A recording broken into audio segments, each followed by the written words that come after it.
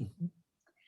Hello everyone, my name's Rachel and I'm here from Happy Silver People, and I'm delighted to have with me today Roger Wilson Crane.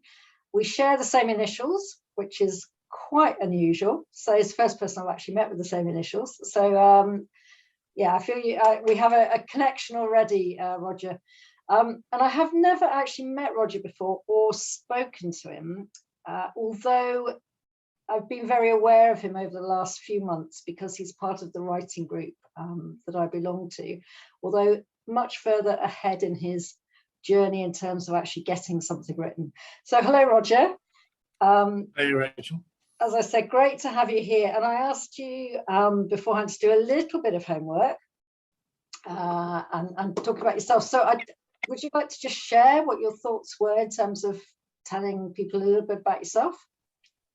Yeah, I thought I'd do just for sort of present rather than right back. So Yeah. So literally a couple of years ago, I was a stressed out managing director of a private automotive company, which I've been doing for the last 15 years.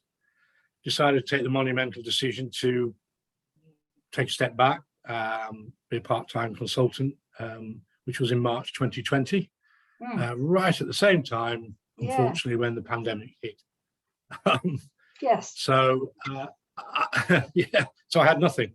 Instead of carrying on a little bit with the company, I was put on furlough because that was the best thing to do.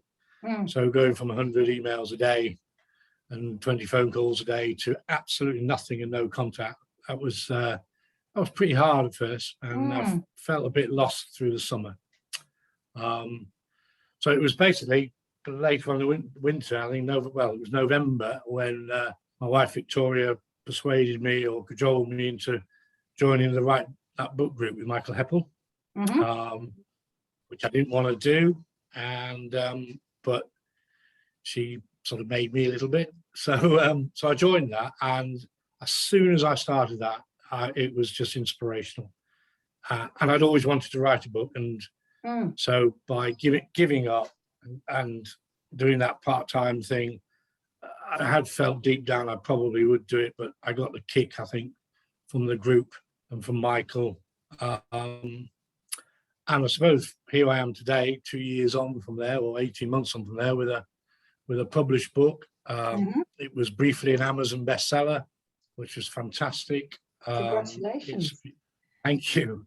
It's been listed for a Mark Twain Book Award, which is a book award for humour and satire category, which find out in April. Never know, doubt it, but I'm in there now. So good luck. So yeah, the last 2 years have been wonderful. So I'm without no hair, I'm a very happy silver person. Oh yes, so silver's more the phase of life. Yeah, it doesn't matter what colour the hair or no hair at all. It's great you're a happy silver person.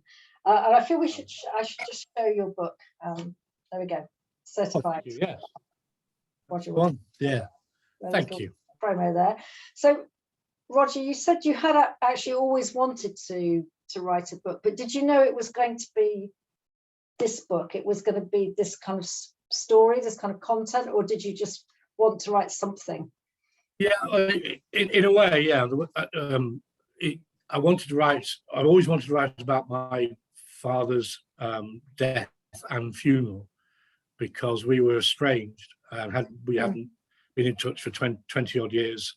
And so when he passed away and the family were left to sort of the funeral, etc., and it was, whilst it was a bit sad, it was more farcical than anything else, with the cremation and I won't give too much away, but the staff of Morrison's turning up for the cremation that we had no idea.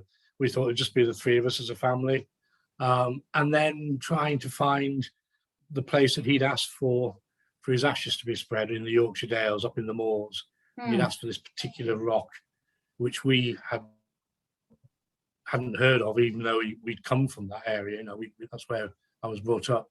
But we just drove up and down for miles looking for rock that actually we didn't even know existed, which was bonkers. And then the final bit, which was when my brother let the ashes go, and the wind got up right at the same time. I won't go. I won't.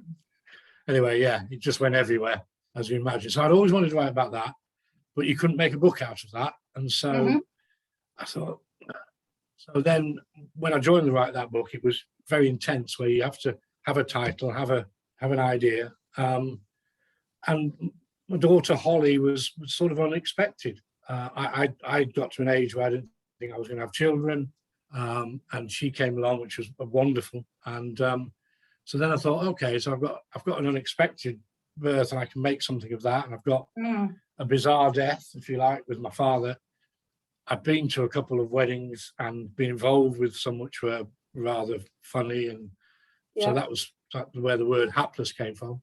So then I had the 3 certificates, and so the book is basically my story embellished with creative license, taking me through the 3 different big life certificates. So the birth, the marriage, and the death. So that's where it came from. It came from my father, so he was inspiration, and then my daughter, she was a second inspiration. And then I built it all together and made it into three separate stories, but made sure they're all linked with the same people and family and relationships. And hopefully, and people have said it's, it's funny, it's sad, it's heartbreaking in parts. Yes, definitely. And yeah, so it was good. That's where it came from. Yeah. But it's not a memoir, is it? It's a sort of fictional fiction stroke memoir. It's a it's a real difficult one. I had this argument with Michael Heppel about it, not argument, but that sort of, it is, it's a fictional memoir, or in my case, it's a semi-fictional memoir. Yeah. Because there's a lot of it is true.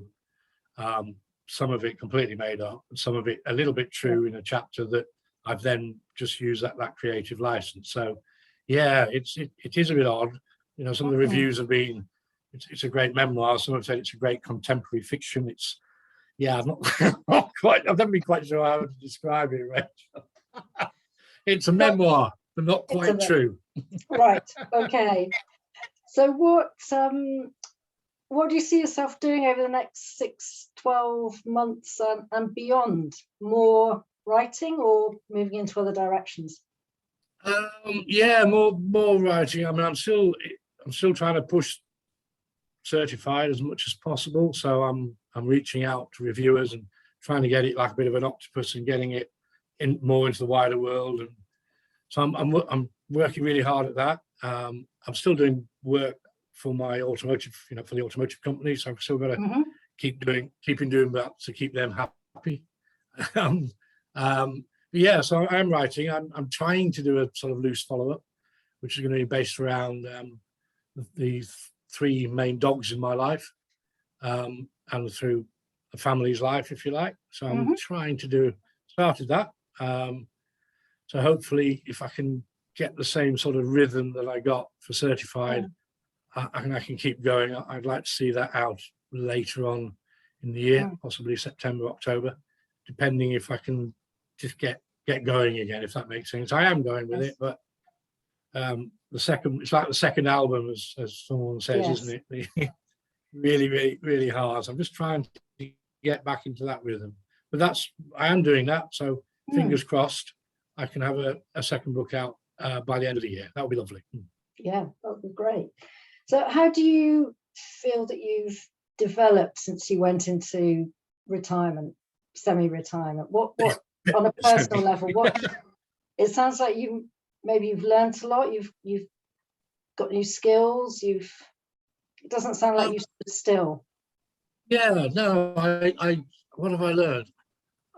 I've learned to be what I sort of wanted to be when we made the decision, and Victoria, my wife, backed me really hard to do this, because I'd got to the stage where the stress levels of what I was doing were getting a little bit too much, and I had been for a while. So she backed me to say, do it. And I found it really hard to find what I was going to do. So I spent the first few months from March literally racing around doing every job in and out of the house. And I must have started at 9 o'clock, Rachel, and finished at 6, exhausted, as though I needed to prove something to myself, maybe something to Vic that, right, yes, this is what I'm going to do every day.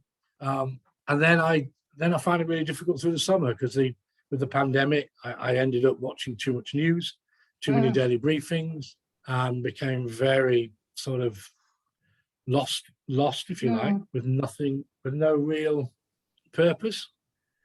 So, the Write That Book group was brilliant for me, and now I've sort of found, this is what I want to do and can do. And I've written a couple of articles for the Automotive, just a little bit of blogs for them. So little bits like that. And so, I probably will carry on, hopefully, if Vic will allow me to. Yeah. Which would be nice. But I also have become, I think, the house husband and support for her that I wanted to be at the beginning, and I don't think I was. Right. If that makes That's sense. interesting. Yeah.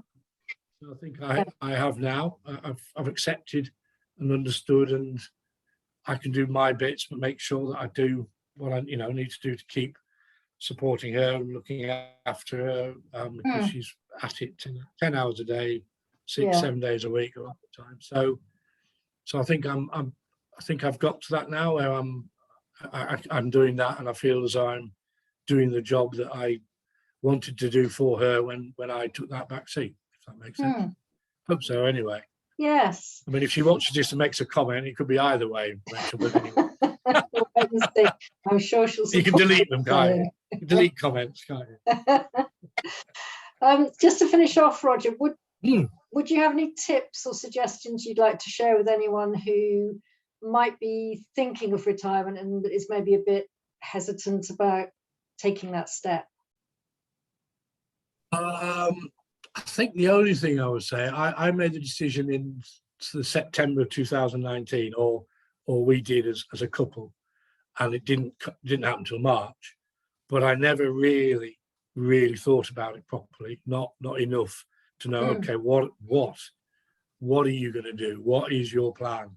Yeah. It was more, it was a case of the date was set, the company were happy with that, the shareholders, we were both happy with that. But I know the pandemic came, but that didn't stop. That was, February, wasn't it? March before it, or March. Yeah. So for anybody, really think about, make that decision, make that date, but then think, what do I want to do when I get to that date? So I made that decision 6 months ago, and if I'm being really honest, the day I finished 20th of March, whatever, I didn't know. I didn't really know. Yeah, so that would be my only bit. Have a bit of a plan. I think I lost a few months. Yeah. Yeah. Yeah. No, that's really helpful. Thank you. So thank you very much, Roger. So we've got to finish now. Thank you everyone for watching. And I think that's been really, really interesting and useful information. Plus, of course, a final reminder to seek out the book. It is very good. I have read it. It's great, and I have recommended it to others. So yes, not embarrassed. Well, thanks for having me, Rachel. Thanks for having me. I appreciate it. No, thank you, Roger. Lovely to talk to you. Take care.